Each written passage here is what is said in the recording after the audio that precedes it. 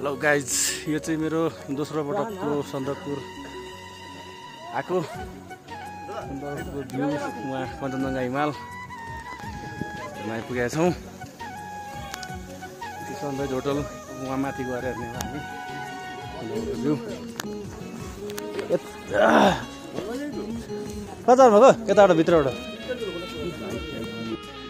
माथिबाट चाहिँ अब हेर्न सक्नुहुन्छ कञ्चनजङ्घा हिमाल, मकालु हिमाल यता कञ्चनजङ्घा हिमाल, मकर्न पनि यता देखिन्छ। अब हामीले सबै थाहा नहुन सक्छ मकर्न के हिमाल हो, अब थाहा छैन।